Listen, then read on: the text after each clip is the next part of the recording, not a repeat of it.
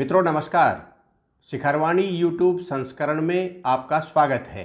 इसमें हम एक खास महत्व के मुद्दे की चीरफाड़ करते हैं।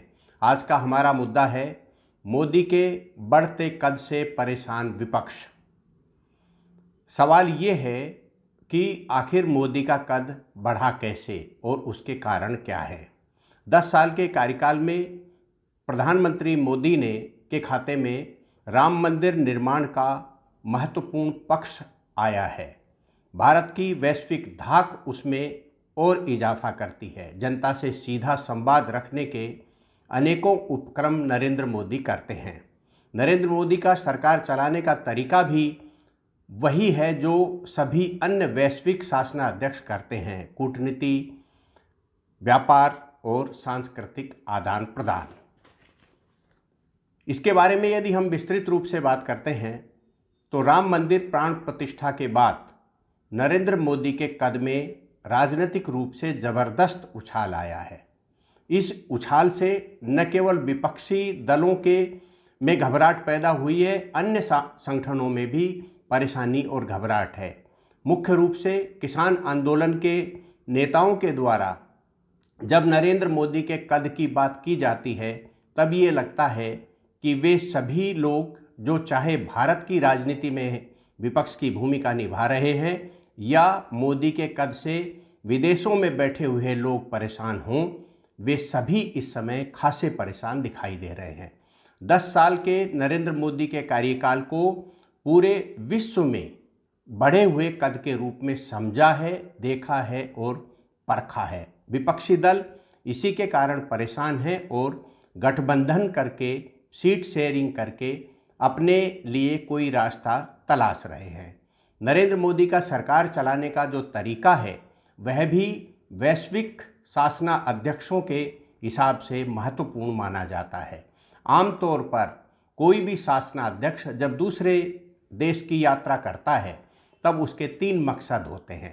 पहला मकसद होता है कूटनीतिक सफलता, दूसरा मकसद होता है व्यापार व्यवसाय दोनों राष्ट्रों के बीच में हो और तीसरा सांस्कृतिक आदान प्रदान हो। यदि नरेंद्र मोदी के कार्यकाल में इन तीनों बातों की व्याख्या की जाए तब हम पाकिस्तान में गए हमारे जांबाज सैनिक अभिनंदन का सबसे पहला पक्ष रखते हैं।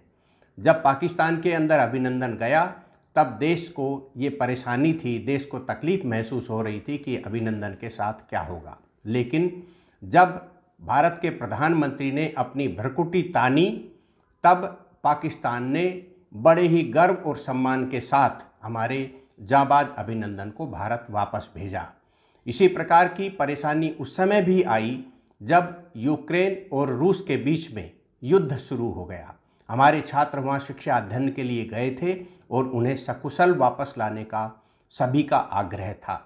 पूरे विश्व ने अपील की कि उस समय के लिए युद्ध विराम कर लिया जाए, लेकिन दोनों ही देशों के सैनिकों ने या शासन की ओर से इसे इनकार कर दिया गया।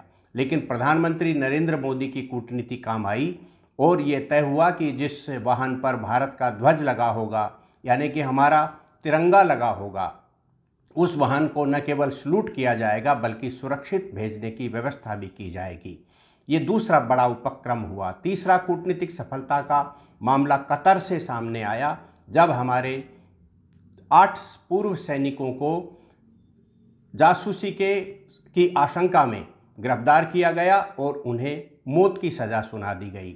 भारत की कूटनीति वहाँ भी सफल हुई। पहले वह मौत की सज़ा में बदली और बाद में उन्हें सकुशल भारत वापस लाया गया। इस प्रकार से जो कूटनीतिक मामले में भारत का परचम पूरे विश्व में लहराया। यदि व्यापार के दृष्टिकोण से हम बात करते हैं तब अर्थव्यवस्था का जिस तरीके से तेज़ी से निखार हुआ 5वें स्तर पर आई और अब उसका लक्ष्य 3रे स्तर पर है। निर्यात और निर्माण के मामले में भी भारत अव्वल हुआ और अब हमारा व्यापार हथियारों की सप्लाई यानी व्यापार तक जा पहुंचा है। इसलिए हम ये कह सकते हैं कि ये चरम पर है। इसी को सांस्कृतिक आदान प्रदान के रूप में यदि हम तीसरे कूटनीतिक विषय को देखते हैं तब ये समझ में आता है कि भारत ने राम मंदिर का निर्माण हिंदुस्तान में कराकर जिस तरह पर्यटन संस्कृति का विस्तार किया है, उसी प्रकार से यूएई में भी मंदिर निर्माण कराकर एक ऐसा वैश्विक संदेश दिया है, यानी भारत की संस्कृति का विदेशों में पदार्पण हुआ है। इसी प्रकार कल की धाम का शिलान्यास करके इस सांस्कृतिक यात्रा को निरंतर जारी रखा गया।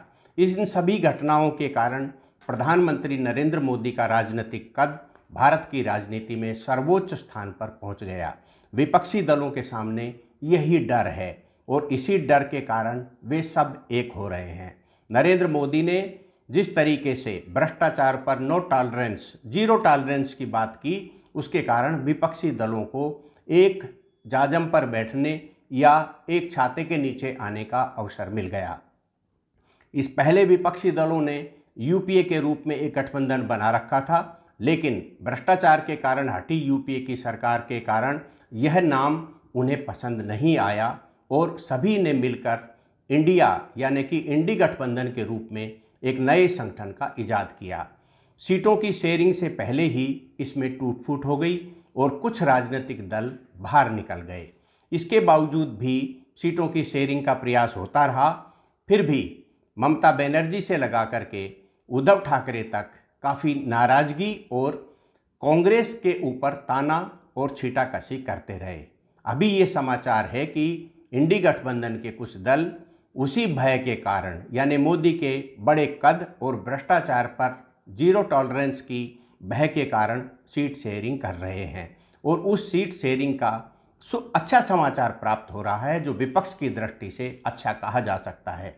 आम आदमी पार्टी और कांग्रेस के बीच सीटों के शेयरिंग की बात सामने आई है। इसी प्रकार ममता बनर्जी पश्चिम बंगाल में सीट शेयरिंग की बात कर रही हैं। उत्तर प्रदेश में समाजवादी पार्टी के साथ भी सीट शेयरिंग का सफलतापूर्वक निर्णय हम सब लोगों के सामने आया है। यहाँ सीट शेयरिंग और एक कैंडिडेट भी यदि भारतीय जनता पार्टी या राजग के सामने खड़ा होता है, तब क्या ये बात मानी जाएगी कि मतदाता उन्हें अपने वोट न्योछावर करेगा? क्योंकि इस समय राजनीतिक वातावरण में गठबंधन के प्रत्याशियों को एक होने के बावजूद भी अन्य दलों के वोट एक होकर उस प्रत्याशी की तरफ जाएंगे। राजनीतिक जानकार इसको लेकर संशय का वातावरण बना रहे हैं। फिर भी ये देखना होगा राहुल गांधी की जो भारत जोड़ो यात्रा है, भारत जोड़ो न्याय यात्रा निकल रही है, उसका कोई प्रभाव इस लोकसभा के चुनाव में होगा। हालांकि पहले हम सब लोगों ने भारत जोड़ो यात्रा के तहत किसी भी बड़े परिणाम की स्थिति नहीं देखी। इन सारी समीक्षाओं और बातों के बीच एक बात स्पष्ट होती है कि विपक्ष सैद्धांतिक मतभेदों के बावजूद एक होने की कोशिश कर रहा है और ये देश मिलीजुली सरकार और एक दल की स्पष्ट बहुमत वाली सरकार के अंतर को समझ चुका है। अब आने वाले समय 2024 के लोकसभा चुनाव में वे किस प्रकार के परिणाम देने की तरफ आगे बढ़ेगा, ये अभी समय के साथ शेष है। आज के अंक में इतना ही। फिर किसी खास महत्व के मुद्दे के साथ आपसे हम चर्चा करेंगे। अभी मुझे इजाज़त दीजिए। सुरेश शर्मा को नमस्कार।